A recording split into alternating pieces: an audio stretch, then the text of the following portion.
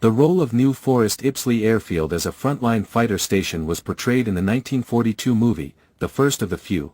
It was originally surveyed before the war but passed over until approved as a satellite and forward base for Middle Wallop during 1940.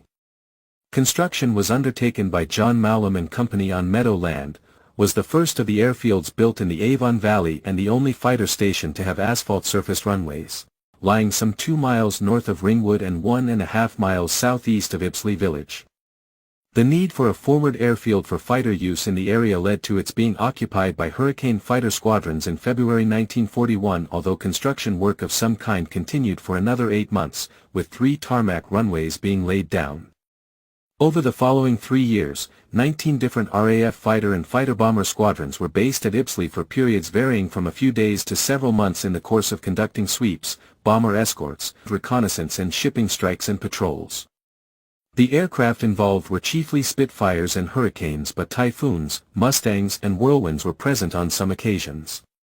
The arrival of the 1st United States Army Air Force fighter units in the summer of 1942 found Ibsley allocated to the 8th Air Force on June 4 for use by P-38 Lightnings, which it was felt might have difficulty operating from grass airfields. On August 24, the headquarters of the 1st Fighter Group and the 71st Fighter Squadron arrived from Goxhill, and they were joined by the 94th Fighter Squadron from Curtin in Lindsay 3 days later. These 2 squadrons flew their first sweep on September 1 and continued to fly sweeps and bomber escorts until mid-October, when they were stood down to begin movement to Gibraltar in support of the North African landings.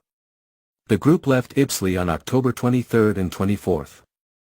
The airfield was not used again by the RAF until mid-December, when officers complained about the number of discarded food cans and the state of the tennis courts due to vehicles having been driven over them. On July 12, 1943, Ibsley was again allocated for United States Army Air Force use, this time as a base for tactical fighters when required.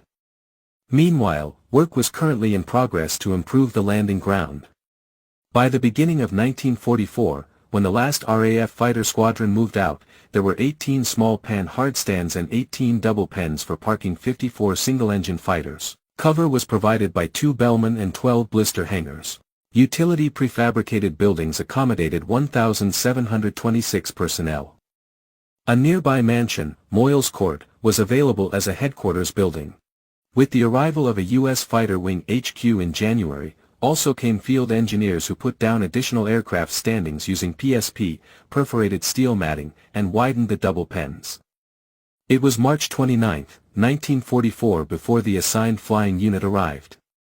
On that day the personnel of the 48th Fighter Group were trucked in, weary from an ocean crossing yet unaware how fortunate they were compared to the other fighter groups further down the valley on the advanced landing grounds.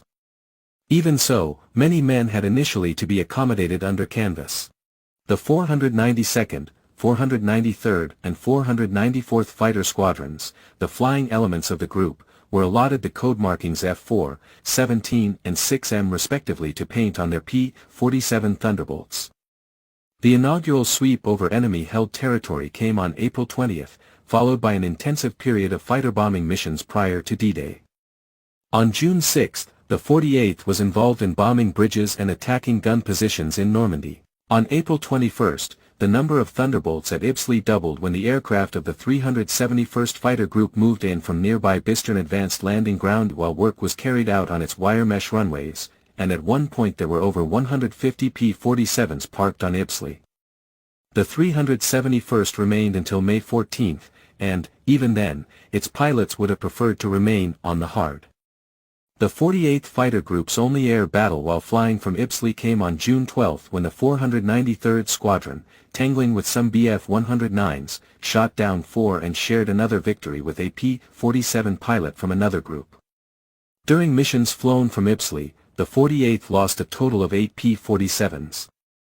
The 48th was one of the first P-47 groups to move to the Normandy bridgehead, the first aircraft landing at their assigned strip, designated A4, on June 18, although Ibsley continued to be used until July 4 when the last 48th Group personnel departed.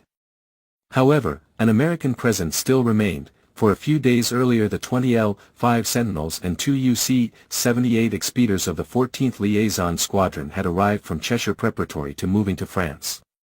Their stay was brief, most of the ground personnel leaving for Southampton with the rear party of the 48th Fighter Group, the LSS, being flown to Normandy on July 11.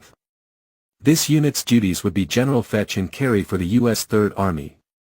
The 14th Liaison Squadron only had Ibsley to itself for a day, for on July 6 the P-38 Lightnings of the 367th Fighter Group arrived from nearby Stony Cross, which, because of its Class A standard, was required to extend the range and radius of action of the B-26s.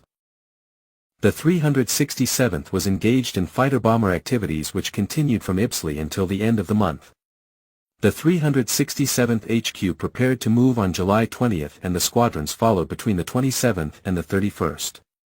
However, the size of the P-38 decreed that initially the whole group could not all be based on one small strip, and the 392nd, 393rd and 394th Fighter Squadrons went to Corentin A-10, Cretteville A-14, and Buzzaville A-6 respectively. The group lost 6 P-38s while flying a total 20 missions from Ibsley. Thereafter, Ibsley returned to No. 11 Group, RAF. The airfield was loaned to Training Command and used a while by Oxford's of No. 7 Flying Instructors School. In March 1945, Ibsley came under Transport Command control.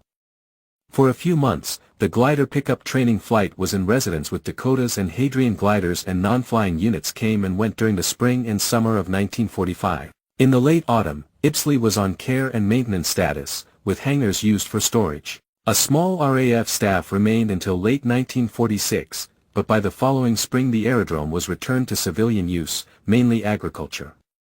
Runways were removed in the 1960s, but the purchase of the site by Amy Roadstone led to the exploitation of the rich aggregate found beneath the surface. By 1993, much of this distinguished airfield had become a series of gravel pits and large landscaped lakes, one being overlooked by the derelict, windowless, control tower.